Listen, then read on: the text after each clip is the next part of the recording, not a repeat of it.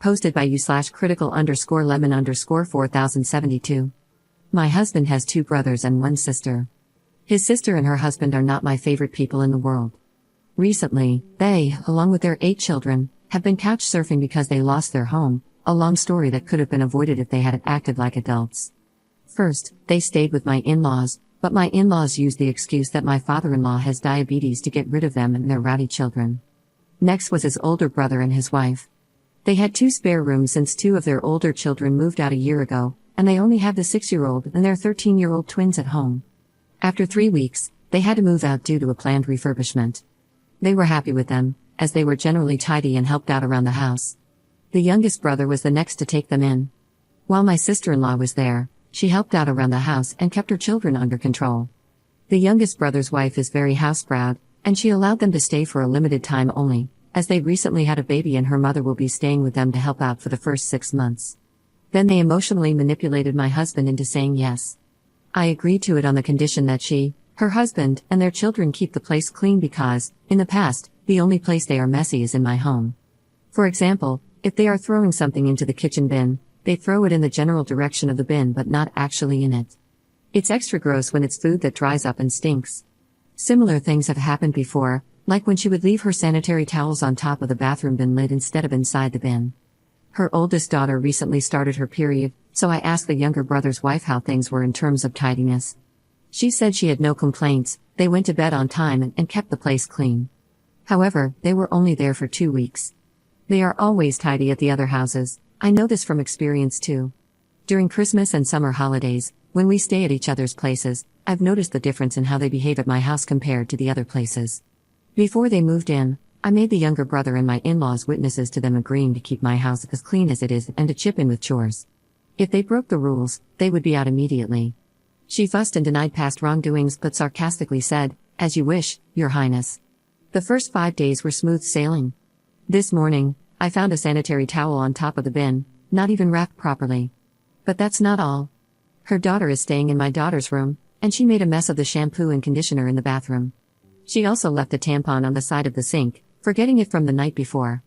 Her husband leaves early for work, and the kitchen was a mess by the time I got downstairs. I have a curious toddler, and I don't want him picking up a bloodied sanitary towel. I knocked on the guest room and told her to pack her stuff and get out. She looked angry and tried to play innocent, saying it was just some blood and to throw it in the bin if it bothered me so much.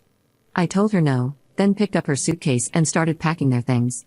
At first, she refused to leave, saying she was going to wait for her brother because she doesn't take orders from me. But I reminded her that this house belongs to me too. I dropped her and her youngest kids off at my in-laws. A few hours ago, her husband came back from work, and when I wouldn't let him in, he made a scene. He went to my in-laws, but they don't want them there due to my father-in-law's illness. When my husband returned from work, my in-laws showed up in our driveway with her and her family within 20 minutes. They are still standing outside, squabbling about being let in. I refused to open the door and told my husband that if he backed down, he wouldn't be welcome in our home either. Now, the family thinks I'm the jerk because I've never liked her and am using any excuse to get rid of her. Commenter. Is there any reason why she might be targeting you? Maybe she's jealous of your looks or the closeness you have with your husband. Ops response. I'd say I look average. I'm slightly taller than her at 5 feet 8 inches, while she's 5 feet 6 inches. She's a bit bigger than me, but then again, she's been pregnant 8 times, and I've only had 3 pregnancies. She has medium length, bleach blonde hair, while I've kept my natural red, which is long now, all my life because chemicals irritate my skin and scalp. She looks okay, not supermodel material, but neither am I. She's bossed around all her brothers, not just my husband.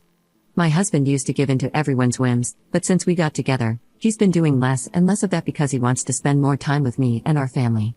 Update 1 day later. Yesterday, my driveway looked like a scene from a Mexican standoff.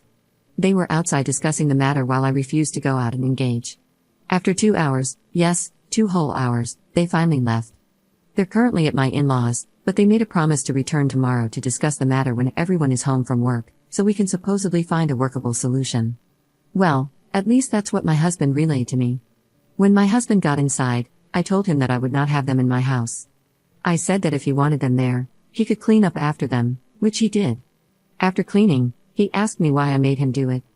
I told him I was just as grossed out by other people's bodily fluids as he was, and unlike him, I wasn't biologically related to them. So, if he found it unpleasant, Imagine how awful I felt in the past cleaning up after them. He promised to buy a new bin and bleach the sink 3 times. Our strategy for tomorrow is that under no circumstances will they be coming to live with us. His niece will be made to clean up the bathroom shampoo and conditioner mess. He left that part for her. In the meantime, our daughter can use our shower. We'll see how this turns out tomorrow. Second update 2 days later. Yesterday was a long day at my in-laws. We went early to get it over with. My in-laws started with a guilt trip, mentioning that they would take them in until they found a place, but due to my father-in-law's diabetes, it wouldn't be good for his health. I told them to have their daughter parent her children so they wouldn't run around like monkeys, and then they could stay with them since they have spare bedrooms. That didn't sit well with my sister-in-law. She went on a tirade, claiming that I've always been jealous of her and that I was trying to drive a wedge between her and her brother. I told her she didn't like her own life, so the idea that I was jealous of her was a stretch that required suspending reality. She asked my husband if he was okay with me telling him what to do with his family, pointing out that he always stays out of my family's business. She told him to lay down the law and say that she and her family would stay as long as it took for them to find a new place. My husband wasn't having any of it. He told her that the house was mine just as much as his, and it was a 2 yes 1 no deal. Just because I'm a stay-at-home parent now didn't mean I hadn't contributed to buying the house when I was working. The younger brother and his wife said they couldn't host them either, as his mother-in-law was staying with them due to the baby. The older ones mentioned their ongoing refurbishments. Both the younger and older brothers' wives said I was exaggerating about the cleanliness, claiming she always kept her own house clean and their places clean as well. They told me to suck it up and act like family.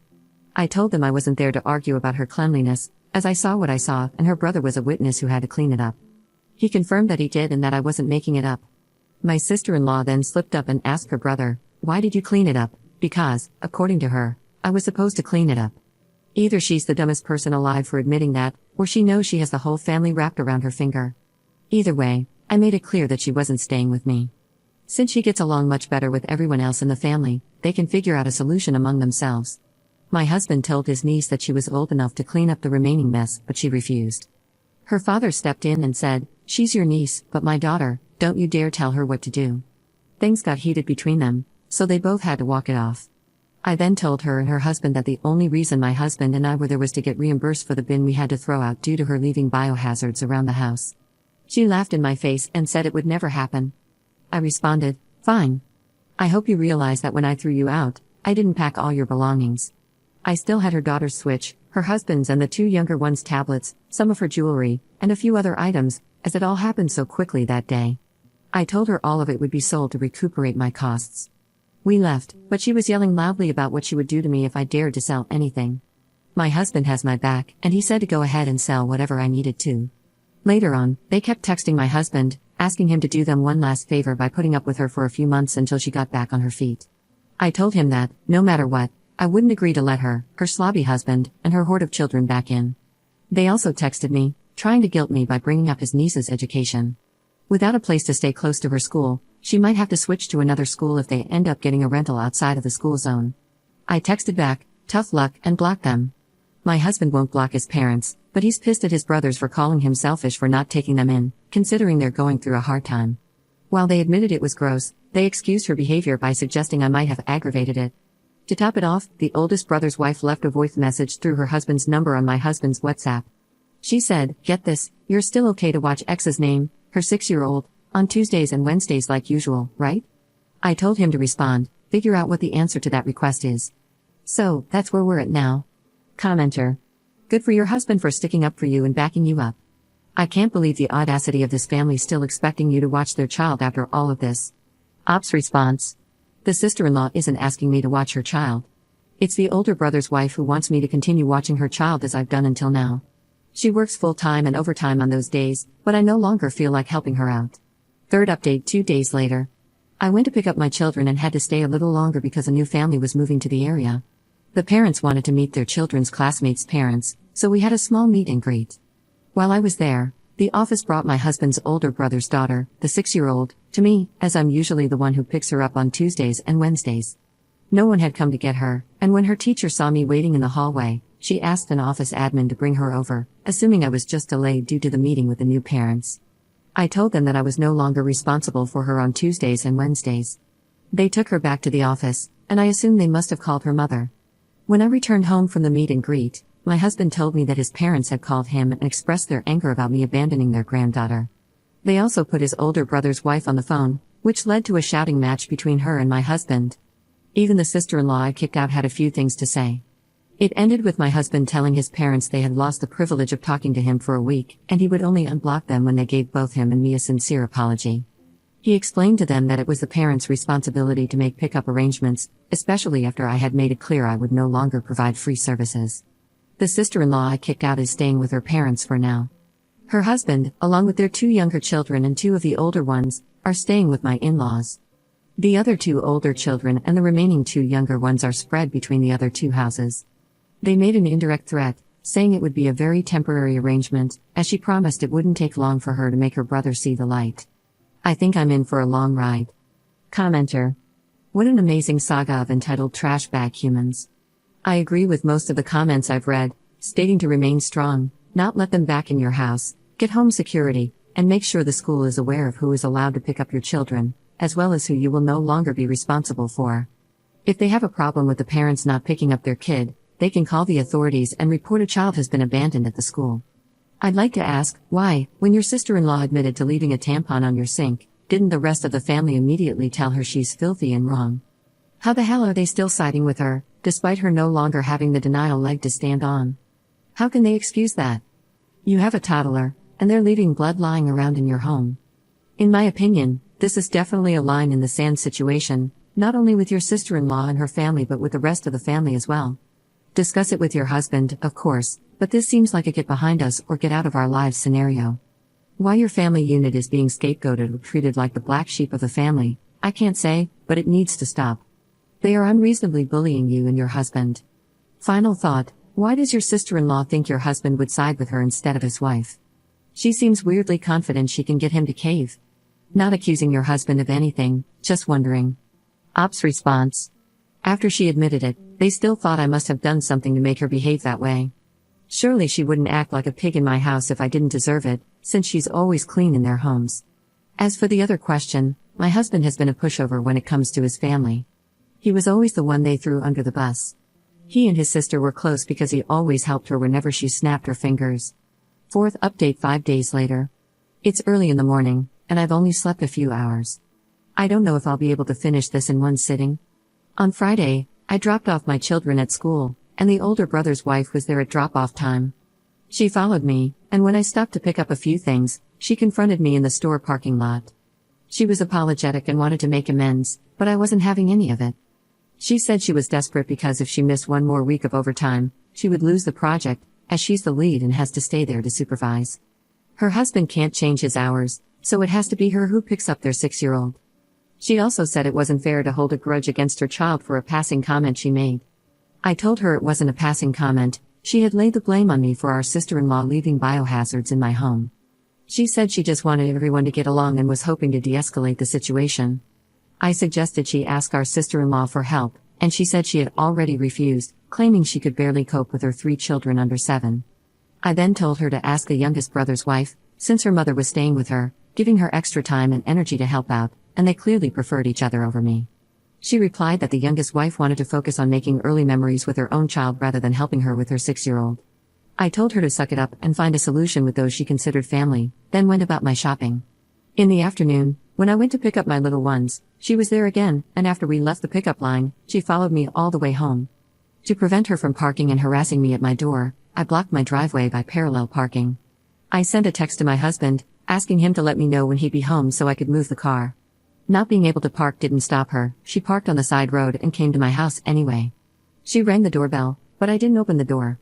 Then she went around to the back and knocked on my back door, saying I couldn't avoid her forever because we were family.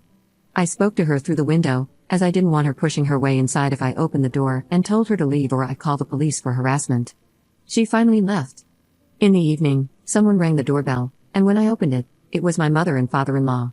They said they wanted to come inside to apologize, so I let them in. They started by explaining how much the events of the last few days had affected them, then they said, sorry, and asked me to get back to normal. My mother-in-law added that sometimes you have to put up with some negativity from family, as life has its ups and downs and everything can't always be roses and rainbows. My husband stopped his mother and asked, then why do Op and I have to be the only ones on the receiving end of the negativity? When are you going to hold my sister and the others accountable for their behavior? They tried to guilt trip me into helping with the 6-year-old, reminding me that her mother and I had previously been on good terms. I told them she lost that privilege when she chose her side. They asked if I could sleep at night knowing she might lose her job. I said, yeah. My husband pointed out how much I had done for her without any financial compensation. They responded by saying I was home anyway, and one more potty-trained child didn't make much difference to me over the past 4 years. I told them it did make a difference because I had made many sacrifices over the years for their daughter. I also added that if they couldn't convince the younger brother's wife to help, then they should forget about trying to coerce me into doing it. They wanted to know when I would return the stuff I was holding hostage. My husband stepped in and said that he, not me, was holding it hostage, and it would be returned when his sister paid for the damages. My father-in-law said that my sister-in-law would be within her rights to report the theft to the police. My husband calmly replied that she could do as she pleased. At this point, my husband revealed something I wasn't aware of. He told his parents to pass on a message to his sister. He had canceled the hotel and the activities, including the horseback riding, for his niece for the summer vacation. He explained that since he wasn't allowed to tell her to clean up her mess, because her father had said, who did he think he was, to boss her around, he didn't feel any need to pay for her specific activities. He added that if her father questioned their uncle-niece relationship and his right to teach her some responsibility, then he saw no reason to contribute financially. This upset my mother-in-law, and she asked, "You haven't really done that, have you? I thought we'd all have a great vacation." He confirmed that he had. They tried to make excuses, saying my sister-in-law had a lot on her plate with losing the house and having young children, but I wasn't having any of it. I told them her situation was due to her own poor choices, and bringing a 9th child into the mix wasn't going to improve things. My mother-in-law said every woman has the right to make her own decisions about family planning, her body, her choice, and I had no right to dictate what my sister-in-law should or shouldn't do. I asked her, like you're dictating to me right now, by weaseling your way into our home under the guise of an apology? She said it was different, that she wasn't telling me to have more or fewer children, as she loved grandchildren, the more, the merrier. I told her she couldn't expect me to look after other people's children either. The less stress I have, the merrier I am, it also falls under my body and my choice. They turned to my husband and asked if he was really putting them through all of this just because we had decided to be less amiable over something they considered silly. He replied that scrubbing down the 2 bathrooms after his niece and sister wasn't exactly the highlight of his life. As they continued making excuses and lamenting over us not joining the family holiday, and by canceling his sister's holiday, which they said was ruining the mood for everyone, we politely told them it was time to leave. On Saturday morning, we were woken up by someone frantically knocking on the door and ringing the doorbell. It was my sister-in-law and her eldest son. My husband told me he would handle it. When he opened the door, she tried to push her way in, but my husband blocked her. She was shouting, demanding to come inside so she could knock some sense into me. She threw $300 in my husband's face and yelled, "Is she happy now, that cradle-snatching BTCH? I'm a year and a few months older than her, and she's just over 2 years older than him." She called me a jealous WHRE and a few other names, accusing me of ruining their family by manipulating him. She demanded that now that she had returned the money, my husband should rebook the vacation and activities ASAP. He told her it wouldn't happen, even if hell froze over. He asked her to wait outside while he grabbed something. He went inside, packed their belongings in a bag, except for one of the tablets he had bought and was still paying insurance on. When he opened the door, he threw the bag at her. She cursed at him, telling him to grow up and threatening to report him for damaging her stuff. He calmly told her everything was caught on camera and, if she wanted to take him to court, she should consider her children, since they could barely afford a roof over their heads, let alone a lawyer. Before closing the door in her face, he warned her not to step foot on our property again. She left without causing any more drama. My mother-in-law and father-in-law called and tried to talk some sense into us. My husband and I had already agreed to let them see our children under certain conditions.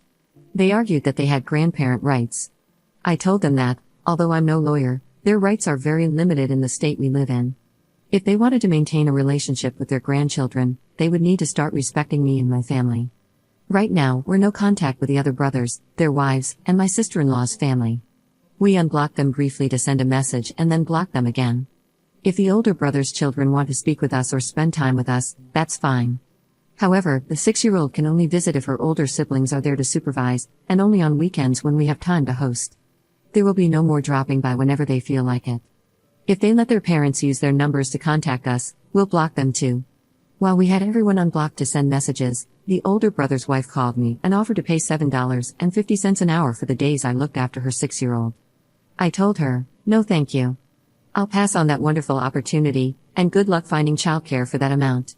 She then texted me, offering to compensate me for the last 3 months to sweeten the deal, but I still said no. She begged me to reconsider, saying she had no one lined up for next week. I told her to figure out her own childcare. She started crying, and I have to admit, it was kind of satisfying.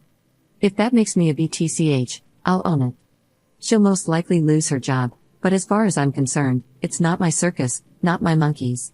The younger brother's wife asked if I could help with the baby once her mother goes back home, mentioning that I had helped the older brother's wife. I told her no, that wouldn't happen because I didn't want more regrets in life. However, when the baby grows up and wants to spend time with their uncle one-on-one, they can come by if we have time to host them. In the meantime, I suggested she ask my sister-in-law for help when her mother leaves. As for my sister-in-law and her husband, they are completely blocked. Their children are also on the no-contact list, as things are very complicated with their parents. All of this has brought my husband and me closer, and I'm grateful for the support we've received.